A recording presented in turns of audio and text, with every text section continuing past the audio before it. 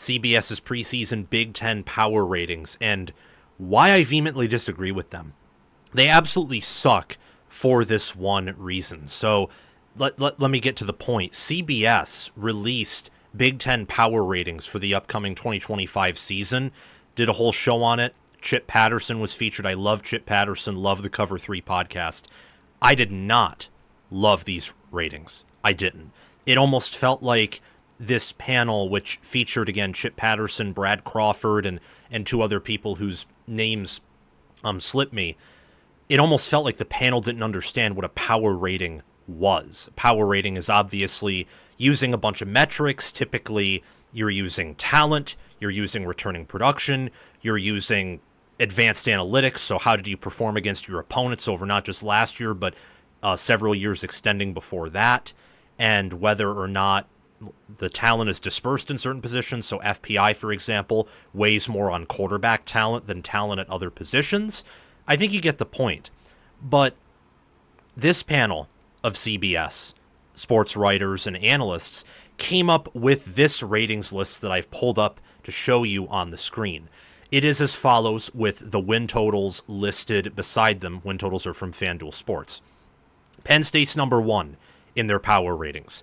Ohio State's at 2. And I'm going to stop whenever there's something I vehemently disagree with. Illinois is at 3. And guess who Illinois is ahead of? Well, of course, they're ahead of Oregon. Of course, Sam. Isn't it obvious that Illinois is going to be a better quality team than Oregon? Isn't it obvious that they would beat Oregon on a neutral field? Before we resume this segment, please take a few seconds of your time to make sure you have liked the video, subscribe to the channel, hit the notification bell for the channel and for any team podcasts and playlists linked in the description, and also comment your thoughts down below in the comment section and join my Discord server via the description. All of those things I just asked you to do are completely free, and they sign you up for things related to my channel, or they don't sign you up for anything. No cost to you, and all the benefit to you because we release daily college football content here on College Football with Sam. If you want to support the channel monetarily, sign up for a YouTube membership, or check any other links in the description for my merchandise store and Patreon page. Thank you very much, and let's get back to the segment. It's insane. Just look at the numbers of Oregon's interior defensive line. They have probably, I think, 6 guys in that room of 300 pounds or more. 300 poundage or more in terms of weight, whatever the right term is. They are big. They are athletic. They have 5 stars and 4 stars littered everywhere. We talk about Illinois and Luke Altmaier and how they bring a lot back, but they don't have a lot of star power. And while I think Altmaier in their secondary is full of stars, Oregon is even more of them. And who here, I mean, raise your hand if you think that Brett Bielema is a better head coach than Dan Lanning. I'm not raising my hand. I think Bielema is a good coach, but that is something that when I saw that, I immediately thought this whole list is ruined. It's immediately ruined. There is less than a 1% chance that at any point in the year Illinois is a better team neutral field than Oregon. There is a 0% chance that any point in the year Illinois would be favored over Oregon neutral field, or even at home if Oregon were to travel to Champaign this year, which they don't. The only way they're meeting up is if somehow both reach the playoff, and it will probably be in the first round because both aren't probably going to meet up in the quarterfinals, semifinals, or national championship game, or if both go to Indy, if these are the Big Ten representatives to Indianapolis. And it's probably more likely to be the latter, meeting up in Indy, than the former of meeting up in the college football playoff because of just how the seeding and different things work there. That's crazy.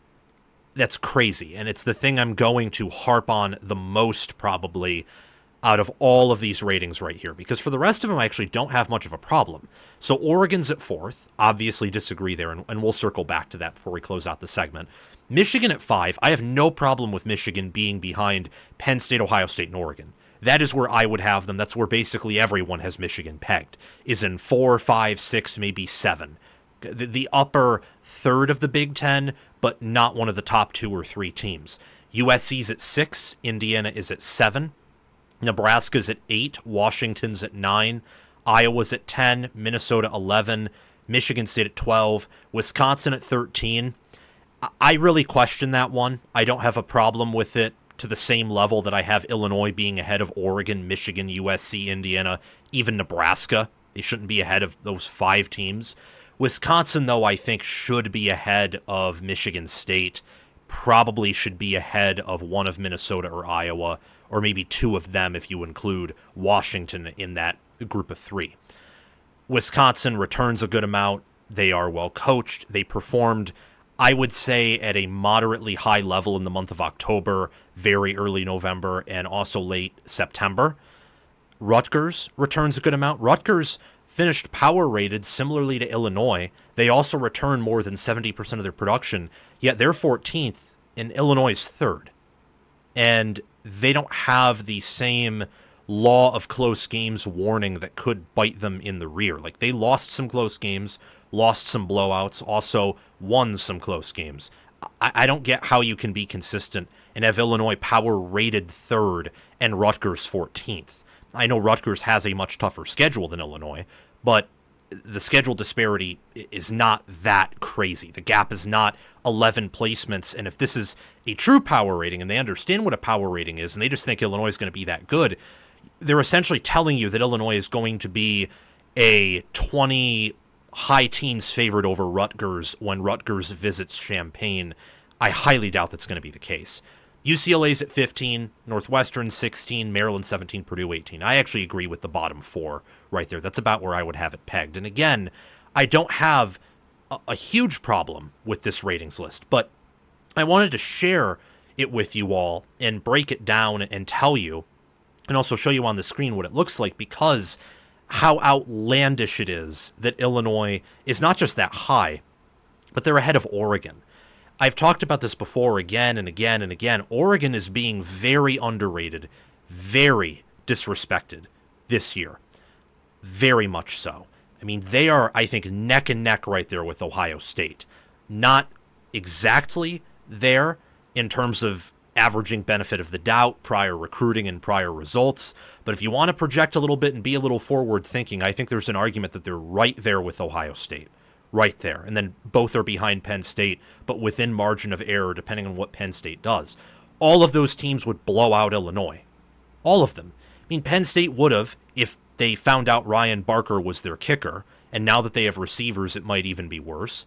Is anyone arguing that Ohio State wouldn't, at least on a neutral field or in Columbus? I don't think so. Now, them going to Champaign's a different story.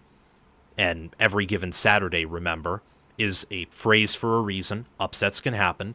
But we're not talking about who is going to beat who. We're talking about power ratings, which is in a few hundred or a few thousand simulations on an average basis, who wins and by how much, or at least who wins and how much should they win by.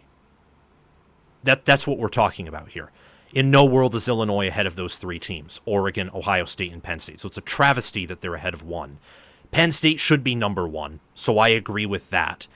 I think it's good that they're getting a lot of backing and also pressure here. And then Ohio State, Oregon, and Michigan, they're placed nicely in terms of order. I personally would have Oregon maybe ahead of Ohio State, or Ohio State ahead of Oregon, but both of them clearly in their own tier ahead of Michigan, that being for sure. But it's good that they have Michigan in the top 3rd, for sure. You look at Illinois again, I'm telling you, when you are 5-1, 6-1, 6-2, it's depending on how you look at the Penn State and Michigan game, where you can add the extra close win or the extra close loss if you want to turn, again, Penn State and Michigan, who were 1-score games for much of 60 minutes, but finished out to be 2-score wins for the teams that won those matchups. If you want to count those, it's anywhere from 5-1, 6-1, or 6-2 in close games. That is not sustainable. And they lose enough on the defensive line and enough at wide receiver, and wide receiver was a strong point. I think that D-line is going to stay the same, could even get a little bit worse, to where I would not view them as better than Oregon or Ohio State or Penn State. They shouldn't even be in that conversation. They shouldn't be. I think some other teams that CBS underrates before we close out this segment are Indiana, who returns over 60% of their production. Same with Nebraska and Wisconsin. Their returning production is a little more than 10 percentage points below Illinois. However, very strong however here. They have something. All of them except for maybe Wisconsin have something that Illinois does not. Indiana has dominant wins and a dominant resume to look back on. They have returning All-Americans and potential high round, and by high round I mean second round, third round, potentially first round NFL draft caliber players. Mendoza, if he pans out, potentially D'Angelo Pons, potentially Michael Kamara coming back. They will have more NFL players, I think, selected than Illinois. Nebraska, same thing, except they have Dylan Raiola, who is a infinitely higher ceiling than Altmaier.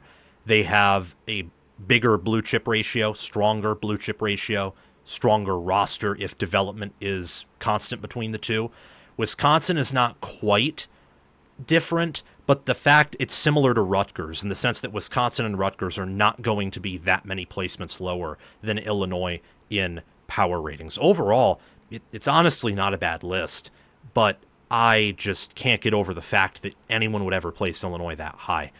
I'm not an Illinois hater, by the way. I would love to see them go 10-2, 11-1, but I do not think the evidence backs any of that up. I don't. The public is high on them.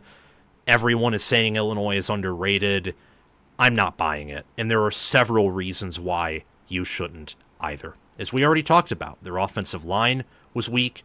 They were outside of the top 50, well outside the top 50 in yards per game on both allowed in defense and offensive yards per game. They won a bunch of close games through good special teams, through being disciplined, and sometimes making their own luck, like the Hail Mary against Rutgers. They could easily go 6-6, 7-5 this year and be power rated outside of the top 40.